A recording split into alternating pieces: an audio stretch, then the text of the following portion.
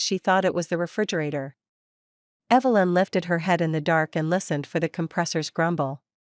The sound was steadier, higher, as if the house had swallowed a tuning fork. The clock read 3:11. She went from room to room barefoot, hand on the plaster, ear to radiators, the floor cool where the rugs didn't reach. The note was everywhere and nowhere, the way winter drafts are: you know you're cold, you can't point at the exact inch of air that did it. In the kitchen she tugged open the fridge out of spite. The light startled her. The hum didn't change. She shut it and leaned her forehead against the door until the metal stopped holding her heat. Back in bed she tried to name the pitch. She had done this with her 7th graders, tapping water glasses and making them sing. Her girls had liked the trick best, the way physics made something as plain as a tumbler into an instrument. She whispered, D? No. Her voice felt big against the faint thread of sound. E flat. The hum did not answer. The clock tipped from 3:11 to 3:12. The note thinned until it was indistinguishable from silence. She lay awake a long time with grief and a guess in the room. In the morning she made a list in her kitchen notebook because lists treated panic like a guest who still deserved a fork: refrigerator, radiators, old fan in attic. Neighbor's boiler?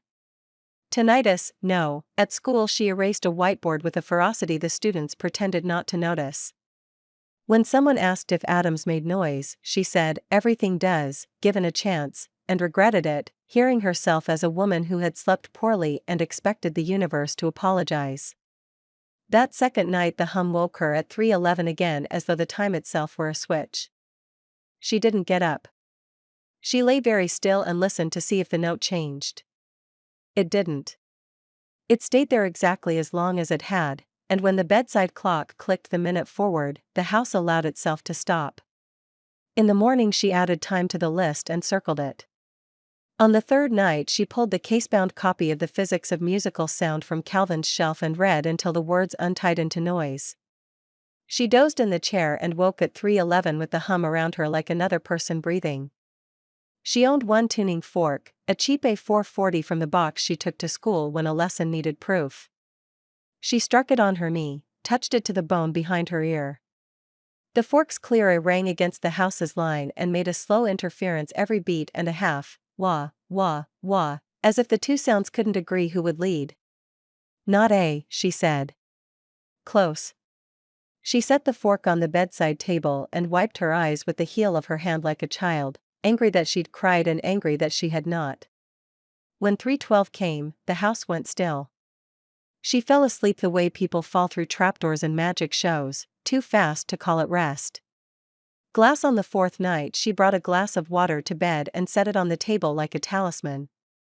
When the hum woke her, she set the glass in her palm, wet the rim with her finger, and circled. The sound came reluctantly at first, then joined like someone who had been watching a dance long enough to learn the steps. It was too high. She poured a little water out. Lower. Again. Lower. She circled the rim and listened for the slow undulation of beats against the house's note. The beating quickened, then slowed, then stopped, no shimmer at all when two sounds lay exactly together. She looked at the clock. 3:11, the glass sang with the house so precisely she could have believed she'd made the note herself. When the minute changed, the glass still held on for a breath and then went quiet as if embarrassed to be caught out. In the morning she lined 4 glasses on the dining table, the ones Calvin had bought for anniversaries. They had seemed expensive at the time because everything had. She filled and checked and marked a pencil line on each at the water height where the pitch felt close to that night's sound. The pencil marks looked like accidental rules: here lives D, here E flat, here something between. She wrote an email to her son that she didn't send, reminder: bleed radiators this weekend? Hum at night, maybe trapped air. She deleted it. He had his own house to bleed. At work she told a student who balked at measuring that close is not the same as right, and hurt herself like a person trying to persuade a sound to stop. That night she tuned the smallest glass to a fifth above the one at her bedside. When the house's E flat arrived, her hand found the higher BB and the two together built a shape in the room that made her chest hurt in a way that wasn't panic. It was the kind of ache that comes when a thing finds a mate and becomes more like itself. She circled the lower glass, she circled the higher. Her fingers knew the right pressure and speed, the glass knew how to hold a sound. The house hummed, unwavering. The three tones met and made that barely perceptible rolling in the air. Not exactly music. A condition the room agreed to. When it stopped at 3:12, she spoke into the quiet. Thank you. It wasn't for the house. It wasn't for God. It was for the part of her that had figured out how to make a note behave without understanding yet why it was here to behave at all. Theo, I'll come by Sunday, Theo said on the phone. There was shop noise behind his voice, sounder high and friendly. Could be the boiler vibrating against a joist. Or the circulator. YouTube has videos of houses that sing. My house doesn't sing, she said. It holds a tone. Okay. He was careful, he had learned carefulness around her in the last year. It holds a tone. What note? E flat. He didn't laugh. He had his father's respect for the exact word, even when the word made a thing sound absurd. Sunday, he said again. When he arrived, he tracked in the smell of cold and clean sawdust. He bled the radiators, peered at the expansion tank, tightened a bracket she hadn't known existed with a ratchet she recognized from Calvin's drawer by the cellar door. The house sighed the way old houses do when a human has paid attention. Try tonight, he said. Text me if it does it. It will, she said. They ate soup at the dining table. The glasses had migrated to one end, where they looked like the architecture of an experiment. Theo touched one and tilted his head like a violinist checking a string. "BB," he said. "Yes," she said. She tried not to glow. When your son hears your hobby with his ear and names it, the small pride is not about being right. It is about being seen. You should come stay with me a few nights, he said, too casual. If it stops when you're gone, good, if it follows, we call a doctor. It won't follow, she said. It likes the plaster. He was quiet a time. Mom. Sunday was enough, she said, and reached for his hand the way you reach for a doorknob in the dark, on faith, not on sight. He squeezed her fingers. Text me. I will.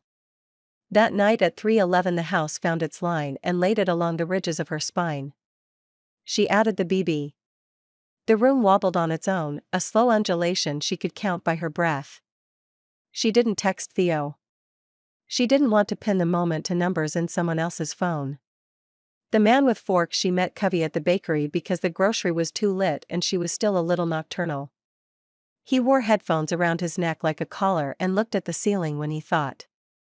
3:11, he said when she told him the time and the note. EB4 is 311. 13 wouldn't be the first machine to love puns. You think it's a machine? I think it's a building, he said. Buildings are large instruments designed by people who didn't think in hertz, which is a crime but forgivable. The old ones are better at resonance. Plaster is a choir. Drywall is a memo. He lived over the bakery in a studio full of cables and kindness. He pulled a wooden box from under a table and set it between them like a bread basket. Tuning forks nestled inside, velvet-lined. You can take a few, he said. Or all. They come back when they're done. How? Because I label them with my name, he said, as if that still meant something in the century of the cloud. He struck an E flat and pressed the bass to the tabletop. The pitch leapt into the varnish and filled her bones in a way her little A fork never had. The air is lousy at carrying pure tone, he said. The wood knows better. She borrowed half the box, harumphed at herself like a thief in a kind story, and carried them home. At 3:11 she lay the E-flat fork on the banister, then the BB on the radiator cover, then a G that didn't belong anywhere yet, like a guest arriving early. The house's line came, she placed her forks in it one by one. The beating calmed, then shifted, then found that particular slow sway that made her ribs feel temporarily instrumental. She slept for the first time since Christmas. In the morning she texted Covey wolves and a recording full of hiss. He replied with a spectrogram she couldn't fully read, and "You're not imagining it," which was the most generous thing anyone had typed at her in months. Radiators. The radiators had opinions. The south bedroom's upright hissed in D if you dared to shut the door. The little one in the hall whined at something closer to E-natural when its valve was only half open. If she put her palm on the fin and sang the house's note into her skin, the radiator became cooperative for a beat and then lost count. She learned to bleed them late afternoon while the boiler slept. A quarter turn, a soft spit into the bowl, then a lick of copper in the air. When she opened her eyes, she had written Eve on the fogged window without meaning to. She wiped it with her sleeve and pretended she hadn't. The picture frames took tuning in smaller ways. Tightening the wire on the backs raised the pitch they wanted to rattle at. A bit of blue painter's tape on the glass stopped a buzz. The frames were petty and sensitive. She felt close to them. Her dining table became an orchestra pit. She lined the glasses, filled to pencil marks, and slid a sticky note under each with its intended pitch. She practiced circling one and then another, building slow dyads and faster grace notes and feeling foolish and feeling, at the same time, less alone than she had any right to. When 3:11 came, she set the glass choir moving around the house's line. The radiators bed in sympathy. A strand of sunlight cracked window sang a noise too thin to hear but obvious to her fingertips. The chord the room made wasn't major or minor. The word she wanted was tender, and she wished somewhere that Calvin could hear it so she could say, see, there are things I know how to do without you." The minute turned. The room exhaled in its unliving way. She laughed once with all her teeth and went back to bed. Breath Covey came with microphones and an excitement he tried to hide out of courtesy. He planted a small capsule on the banister with a bit of gum. He set 2 more on the dining table among the glasses. He sat still with the live-room posture of a person waiting for a take. 3:11 arrived like always. Her clock was right, the hum was on time, the night made of itself an instrument. He pointed to his laptop. A graph grew like a winter bush. "There," he whispered. "Amplitude modulation at 1/4 Hz. English." "Beating," he said. "When 2 tones are almost the same, they swim through each other. This swim," he traced the slow rise and fall on the screen, "is a breath." She had known already, in her body. Hearing it named hurt more. She sat on the stair where Calvin used to stretch his back and listen to the house exhale. It wasn't his breath. Her rational mind could paste that label on it as many times as it wanted and the file would still say "no." But the cadence was his. The particular long sigh he didn't know he made when the day had used him up. She kept her face very still because Covey had been very gentle about the science and she wanted to give him good manners back. When it ended, she said, "What if we made it a little faster?" "We could. You'd detune the fifth a hair. Or push the fundamental up or down. If we made it like mine." She was trying a joke again. She could hear herself building a bridge to the part that would cry if it were allowed to touch this much truth at once. He nodded. "Yours is about 0.34, if my guess holds." "Shut up," she said, and he laughed softly and wrote 0.34 on his pad, and the numbers took up a little space that wasn't pain. Maris and soup. Maris brought soup the way nurses bring orders: carry, set, insist. "Heat this at a reasonable hour," she said. "That means not 2 in the morning." "I'm working nights," Evelyn said. "Grief works all shifts," Maris said, and wrapped an elastic around the kitchen cabinet so Evelyn would have to feel it snap when she opened to the sugar and think of her neighbor. "What do you believe about houses?" Evelyn asked. It came out too blunt. She had learned to be polite about belief because it could ruin a room faster than politics. "I believe in routines," Maris said, tying a second elastic. "Houses and bodies both love them. The trick is to make one that doesn't drown you." "You still doing your little lists?" "Yes." "Good." "Right, walk in daylight." "Right, sit on the front step for 5 minutes at noon." "Right." She looked toward the dining room and the regiment of glasses. "Sing. You always sang to your kids during labs." "I remember." Because you were the nurse who took the one with the cut thumb, Evelyn said. I was, Maris said. He lived. I know, Evelyn said, and smiled and wrote walk and step and sing on her sheet without sarcasm. That night when the note came she sang it back for a beat and the room could not decide if it was an invitation or a proof. The stair had its own key. If she leaned her cheek on the banister at the turn where the upstairs hall began and spoke the house's note into the wood, the rail hummed low and pleased like a cat with a secret. It liked BB below middle C. She had never thought of wood as a singer before, she had thought of it as wall and table and the smell of her husband's hands when he came in from the shed. She found the exact square of newel where the vibration loved being alive. She pressed the bass of the E-flat fork to it and then the G and listened to the three live together in oak. Every time she struck the G it felt like putting down a dish at a table where a person had been missing out of habit and was now back. When she went to bed, she left the fork on the table among the glasses. She left the radiator valves where they were because moving them felt like telling someone to breathe faster and she had done enough of that for one life. She did not pray. She had stopped naming things prayer when Calvin died because the word had become too keen to touch. She did something with the same posture and less demand. At 3:11 the house found its line with the loyalty of any creature repeating what it knows. The radiators agreed. The glasses joined the chorus when she circled them lightly, and the banister made its low undernote without help, as if her cheek were still there. Then it happened once, cleanly, undeniably. The beating of the top two tones slowed to a stop, then sped up, then settled at 0.32 cycles per second and stayed. The whole house breathed. She thought she would sob. She didn't. Her body did something stranger, every hair along her arms lifted at once and she had to laugh because it was so animal. She stood in the middle of her own house, in the exact center of the lattice of sounds she had coaxed for a month, and said out loud to no one, "Okay." The minute changed.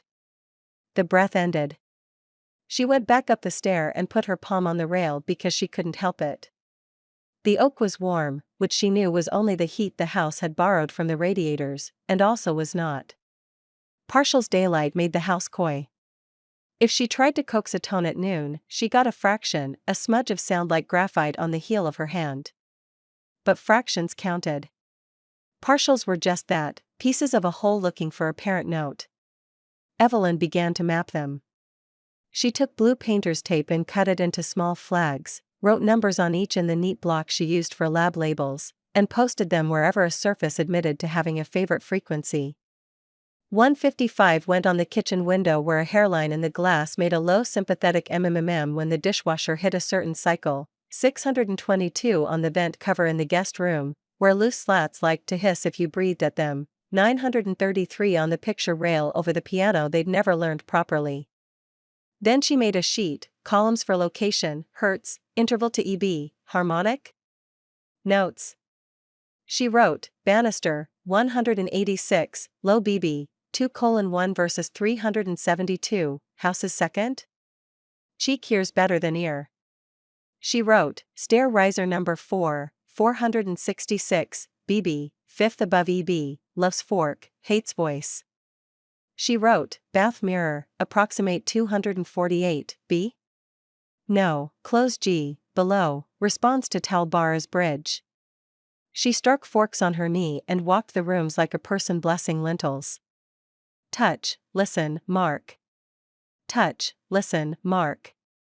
311 lived everywhere, the way a smell saturates cloth, the multiples of it hid in corners, under fingernail widths of wood, behind the paper of old photographs. The multiples were patient. They waited for night. At lunch she made toast and hummed quietly to keep from crying.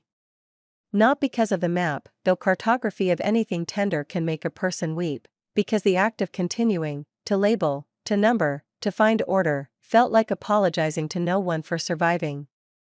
In the afternoon she lay on the floorboards between dining table and stair, pressed her ear to the wood, and tapped with her knuckle along the joist until a particular plank answered.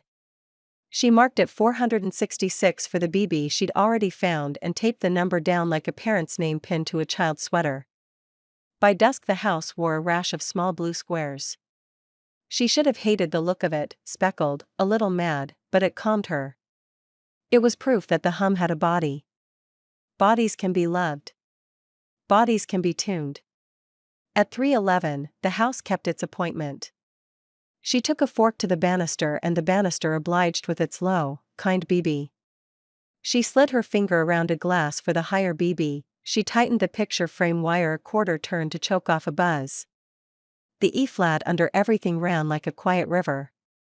When she widened the fifth a hair, BB drifting a few cents sharp, the air in the stairwell began to rise and fall, beat. Breath. She counted the undulation. 1 Mississippi, 2 Mississippi, 3, a little faster. She adjusted, the breath slowed to something like sleep. On her log sheet she wrote, beats at 0. 28 to 0. 30 Hz when BB above, for 66 plus, and house line static. Feels like chest. Room agrees. She added another line without meaning to, I am starting to recognize the chord the way I recognized Calvin's footfall on the porch.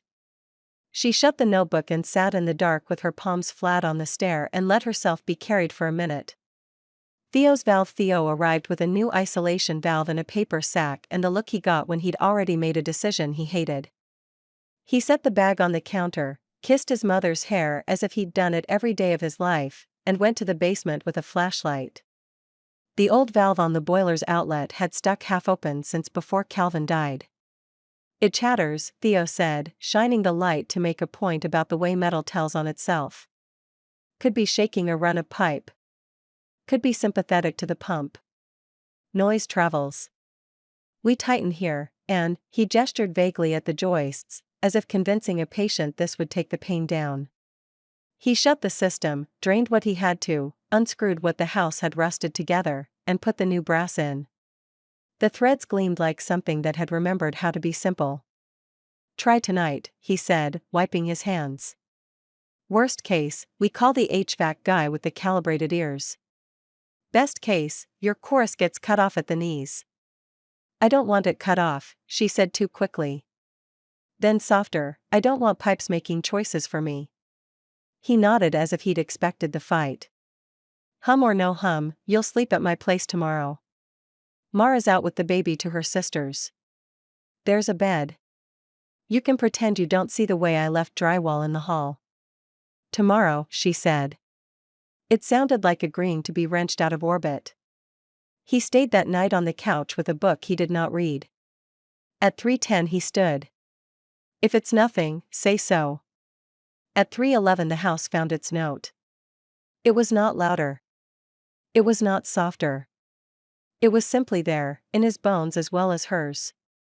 He went pale as fresh primer. Mom, he said.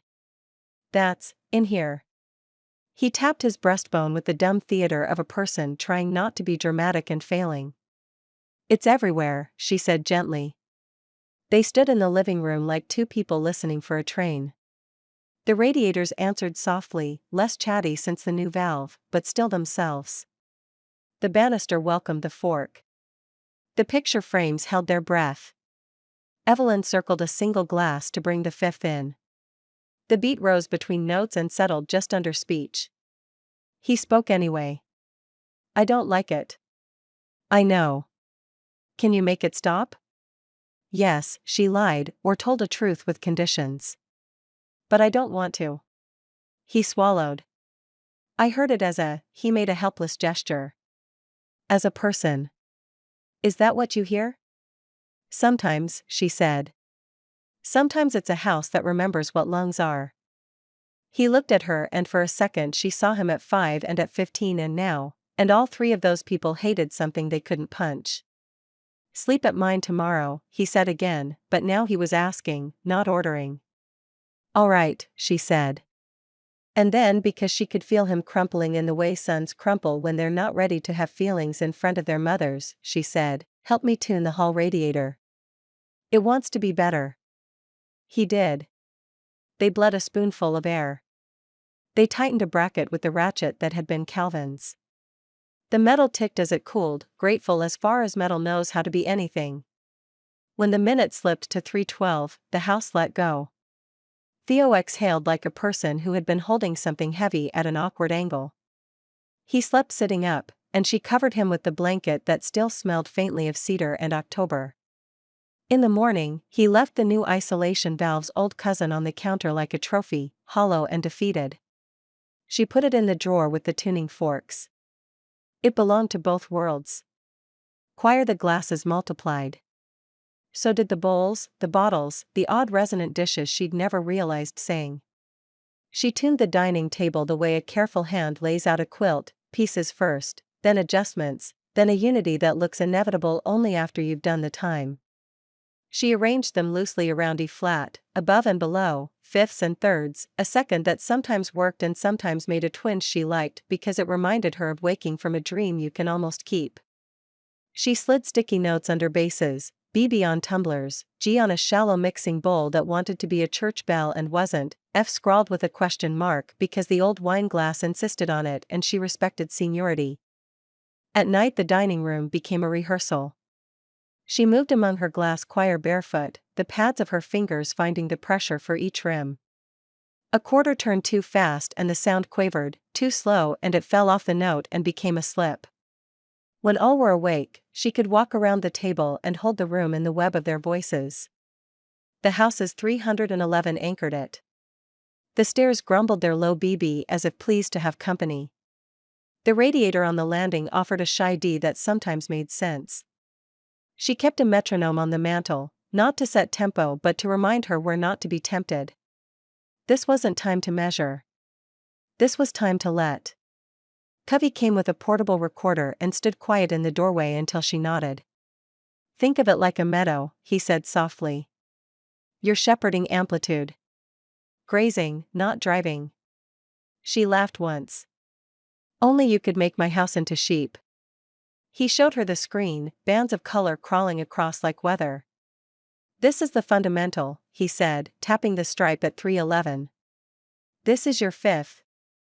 A brighter band at 466. Here are harmonics, multiples that keep their exactness even when the room doesn't. So if I were to, say, detune the fifth by, she faltered, felt the old teacher's joy at being a student. 8 cents, he said, amused. 2? Try 2. That's a breath you can nap to. She did. The beating slowed from a quickened dog's pant to a human rest. She recognized the moment her own diaphragm sighed to meet it. When the minute clicked the hum away, Covey lowered the recorder with priestly care. You know this is, a lot. Yes, she said.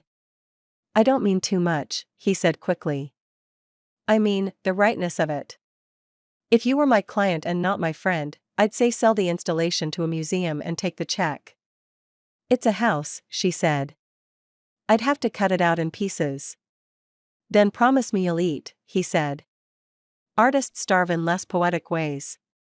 She led him to the kitchen and fed him toast for telling her she wasn't wrong. That night, when she lay down, the house sent the faintest vibration through the mattress springs. She put her hand flat and felt it in her palm like a stray cat pressing its head to you. Here. I am here. Breath Print Covey brought a better machine, 2 pencil condensers on little tripods and a gray, unhandsome box he called an interface that turned the house into numbers the laptop could understand. He wired the room without making a show of it, cables hidden along baseboards, a long lead up the stair to catch the banister's low voice. They ate soup at the table while they waited. Evelyn could feel 311 approaching the way a person feels a migraine 3 hours out. The air thickened, the room predecided. Here, Covey said, placing a tuning fork on the table between the bowls. Not E-flat.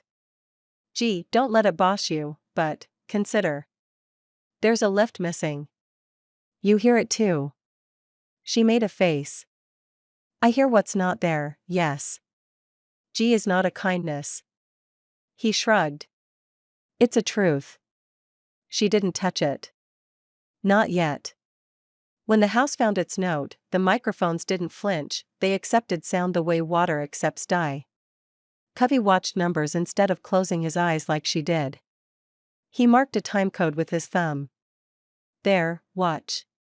On the screen, the strip that represented loudness, The thing he'd called amplitude envelope rose and fell at a regular interval. He tapped the graph. Point 32, last night. Tonight point 30. That's a breath print, Eve. Yours is point 34 when you're asleep on your side. Calvin's, if I'm allowed to say his name, was around point 28 when he napped in that chair. I've been hearing that in your recordings. It's not magic. It's your memory detuning the room. She was still, because she'd learned that moving sometimes made the grief notice you. If it's my memory, then why do the forks behave? Because a body in a room is physics even when the body is absent, he said simply. We are not just ears. We are shapes. Your shape is still here. His shape is here because you are. She circled one glass, then another. The fifth beat against the fundamental until it found the new breath. The screen pulsed with it, a sleeping animal moving under tall grass. Covey lowered the laptop lid as if he'd seen more than he wanted. I need to be the friend now, he said, elbows on the table. Not the guy with graphs. You're building a place you like better at night than in the day. That's dangerous. She nodded, because naming a danger is a kind of hospitality too. Promise me you'll go to Theo's, he said. Not because the house will follow. Because you have a son who should know that when he says stay, you can. I promised, she said. Tomorrow. He packed the mics. The house relaxed. The forks on the table cooled from the heat of her hand. The G lay between them, unstruck, like a letter she hadn't opened. After he left, she stood in the stairwell with the lights off and leaned sang the E flat against the banister. The wood gave it back, warm and compliant. She touched the G fork finally, pressed it to the newel, and felt the room change in a way that made her knees want to fold. Not because it hurt. Because it fit. She did not sing that note. She stood there until the clock said 3:20 and the house fell to its ordinary silent altitude. Then she wrote on her log in a small hand as if not to wake anything, there is a place that belongs to G and is empty on purpose. She set the fork down face to face with E flat. She turned them so the stems made a neat V on the table. And in the morning, she packed a bag to sleep at her son's, as if moving the body could keep the shape from staying. Blackout. The storm came like a fist unclenching, slow, heavy snow that smothered sound and then the sudden gunshot of a transformer down the road. The house went dark at 12:04. Evelyn lit candles. The radiators died to silence, their heat bleeding away. She wrapped a shawl and waited, anxious, not for warmth, but for proof. When 3:11 came, the house found its note anyway. It rose from the walls with no help from current or boiler, a steady EB that seemed to come from the beams themselves. Evelyn circled the rim of her nearest glass, half expecting silence. The pitch bloomed exactly where it should. She laughed aloud, a little wild. So you don't need wires. You don't need flame. She pressed her ear to the banister. The oak thrummed, low BB, richer in the stillness. The snow outside had made the world a recording booth, the house's note was naked, undeniable. When it ended, she wrote in her log by candlelight, not electrical. Not mechanical. Structural. Temporal. Intentional? She hesitated, then underlined intentional. The score her blue tape flags multiplied until the house looked annotated, like sheet music waiting for a conductor. Stair, BB dining glass, BB higher. Hall radiator, D wine glass, F elderly, wavering. Mirror, G? Faint. She sketched a stave across her notebook and placed the house's parts as though it were an orchestra. EB held the bass, unyielding. BB anchored above and below. F gave a fragile brightness. But the G was missing, a hole you could feel in your teeth. She heard it in absence. When she circled the glasses and tuned the frames, the chord nearly resolved and then fell short, like someone catching breath before words that never arrived. There is a rest where a note should be, she wrote. The house waits for a voice that is not glass. She left the page open. The candle guttered. The missing pitch hung between lines like a question no one would grade. Theo again. She slept at Theo's as promised. He laid blankets on the spare bed, apologized for the drywall dust, hovered until she shooed him. At 3:11 she woke anyway. The hum wasn't there, not in the walls, not in the air. The silence felt amputated. She lay rigid, heart hammering. Then, faint, she thought she heard it in herself, a bone-deep resonance, a memory vibrating inside her chest. She pressed her hand over her sternum. Nothing but heartbeat. But the absence was loud enough to make her eyes sting. In the morning Theo asked gently, "Did you hear it here?" "No." She smiled thinly. "You win." "Good," he said. But relief never reached his face. He looked at her as if silence might be worse than sound. She drove home that afternoon. The house seemed to shiver with recognition when she stepped inside. She whispered, "I missed you," before she could stop herself. At 3:11, the note was waiting like a dog at the door. The first weeks of tuning had taught her the cadence of the house's breath, rise and fall, at Calvin's pace. She could predict the swell by the prickle in her arms, the hush in her ears. That night she sat on the stair and hummed the house's EB, soft. The banister joined. The glasses shimmered in sympathy. The chord formed around her. And then, without willing it, her throat slid up to G. The missing note filled the air. The chord locked. The house exhaled. It lasted only a few seconds. She broke off, shocked, hand to her lips. The silence that followed rang louder than the sound. She stumbled to her log, scrawled, "Tonight, I gave it the G. My voice. It fit. It frightened me." Beneath, she added smaller, "It felt like being held." Practice once you know your own pitch, you can't unknow it. Evelyn found herself humming G under her breath while washing dishes, folding towels, even walking down the grocery aisles. People turned their heads as if they'd caught a familiar tune. At night she tested herself, could she hold G against the house's EB for the full minute? The first attempt broke after 12 seconds. Her throat dried, ribs ached. The second lasted 23. By the fifth night she held 40 without collapse. The chord each attempt produced was undeniable. The house seemed to lean closer when she joined, walls resonating with the gratitude she felt in her teeth. Her log filled with times, durations, tiny self-criticisms like a vocal coach's notes. She underlined one line 3 times, "When I stop, the house waits for me." Covey's warning. Covey listened to her recording, jaw tight. "You've become the resonator," he said. "Do you understand? That's not accompaniment. That's assimilation." She laughed, defensive. "I'm hardly being swallowed by plaster." He struck a G fork and pressed it to her palm.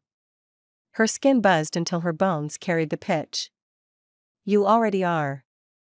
That's how resonance works, 2 bodies, 1 frequency. It feels like joining. It is joining. But it's also surrender. You're telling me to stop. I'm telling you to remember you're a person who breathes because of lungs, not beams." She touched his sleeve, grateful even in disagreement. "I'll remember." But that night, when 3:11 arrived, she sang anyway. Maris hears. Maris stayed over after a storm cut her own power. They shared soup, and Evelyn admitted, "If you wake at 3:11, don't be afraid." Maris snorted. "I'm a nurse. I've heard stranger noises from stranger bodies." At 3:11, the hum filled the house. Evelyn reached for a glass, circled it to add the fifth. Maris froze, spoon in hand. "Evelyn," she whispered. "That's breathing." Evelyn's chest tightened. "Yes." The air pulsed like a sleeper's lungs, steady, tender. For the first time, someone else truly heard it. Maris set her spoon down carefully, as though loudness might disturb the rhythm. She reached across the table, covered Evelyn's hand. "You're not imagining. That's worse, somehow." Evelyn squeezed her neighbor's fingers. "Or better." Neither slept the rest of the night. Restlessness. One evening Evelyn visited Theo, stayed too late, returned home just before dawn. She fell asleep heavy and missed the moment of 3:11 entirely. The following night the hum arrived sharp, too loud, as though the house were reproaching her. The glasses on the dining table shivered without touch. Picture frames rattled against their wires. She hurried to the stair, pressed her cheek to the banister, whispered the G. The sound calmed instantly, the chord settling like a child soothed. Her throat burned from the rush of it, but the walls sighed, grateful. In her log she wrote, "If I am absent, it grows impatient. If I return, it forgives." Beneath, smaller, "This is no longer my house alone." The voice in the walls. By now, Evelyn no longer needed tuning forks. At 3:11, the house said its note and her body answered instinctively. She hummed the G as though she had always known it. One night she stopped midway, throat sore. The hum carried on anyway. The walls sustained her note for her. She pressed her palm to the plaster. The vibration matched her pitch exactly. It has learned me, she thought. Later, she walked down the hall whispering words into the banister's curve. Only some survived the resonance. Calvin came back blurred. Theo came back whole. Evelyn came back doubled, as if the house wanted to keep her name. Theo's terror. Theo returned with groceries, insisting she not live on soup and sound waves. She made him stay the night. At 3:11, the hum began. Evelyn added her G. The chord swelled into breath, deeper than ever. Theo went white. No, Mom, that's someone in here." She tried to soothe him, "It's the house, love. Just the house." But he backed against the wall, hands over his ears, eyes wide. "It's Dad. It's his breathing." The minute passed. The hum faded. Silence rushed in like floodwater. Theo dropped his hands, shaking. "You can't let it take you." "It isn't taking," she said softly. "It's giving." He left at dawn without breakfast. Anniversary approaches. The calendar on the fridge had a small star on February 17th. 1 year since Calvin's death. Evelyn saw it each morning and thought, the house knows too. The hum grew richer as the day neared. More partials joined, wineglass thirds, radiator overtones, picture frames chiming soft. The chord filled the house with a body larger than hers. She wrote in her log, "On the 17th, it will ask." I can feel it rehearsing. She practiced holding the G longer, until her vision speckled. She drank honey tea to soothe her throat. She slept in daylight to be ready for the night. The rehearsal on February 15th, the chord reached perfection for the first time. Evelyn stood in the stairwell, humming her G, when suddenly everything locked: banister, glasses, radiators, plaster, even the thin bulb in the attic socket. The whole house inhaled. Then exhaled. The rhythm lasted the full minute. A complete breath, as if Calvin had returned, as if she were inside his chest and he inside hers. When the silence fell, she wept openly for the first time since the funeral. She pressed her forehead to the warm rail and whispered, "Yes. I'll be there." In her log she wrote nothing. Some truths refused ink. The anniversary night, February 17th, fell with a heavy stillness. Snow feathered the windows. Evelyn prepared as though for ceremony. She polished the glasses until each sang at a fingertip's touch. She tightened frame wires, checked radiator valves, laid Covey's forks on the table in their velvet. She wore her wool shawl, not for warmth but because Calvin had once called it her choir robe. At 3:10 she sat on the stair, hands folded. At 3:11 the house began. The EB thrummed through every beam. The banister gave its low BB. The glasses trembled into their fifths and thirds. The radiators hissed in D. The attic bulb added a faint harmonic. Evelyn opened her throat. The G rose. The chord locked, seamless, inevitable. The house exhaled. She exhaled with it. Sustained this time. The minute didn't end at 3:12. The chord held steady, the beat of breath continuous. Evelyn hummed until her lungs ached, then fell silent, and the house carried her note for her, sustaining the G in its plaster, its wood, its glass. She gasped for air and laughed, dizzy. You don't need me now. But when she stopped for too long, the chord wavered, faltered, as if searching. She pressed her palm to the banister, whispered the note again. The house steadied instantly. It's me, she thought. I'm the last piece. It can't breathe without me. The surrender, her vision blurred. Her ribs burned from holding the G. But she did not stop. She leaned her whole body into the chord, humming until the sound wasn't hers alone, until she couldn't tell if the vibration came from her throat or the walls. The house inhaled. She inhaled. The house exhaled. She exhaled. The beat of breath surrounded her, carried her, cradled her. In that tide she felt Calvin, not as voice or ghost but as rhythm, as presence. The shape of him in the air. The warmth of his absence filled by sound. Her knees weakened. She let herself fold onto the stair, cheek pressed to the banister. Still she hummed, the missing note at last in place. The house answered by holding her, wood warm as flesh. After, when the sun rose, the neighbors saw smoke curled gently from the chimney though the boiler was off. Maris knocked, found the door ajar, the house unusually quiet. The dining table still held its glass choir.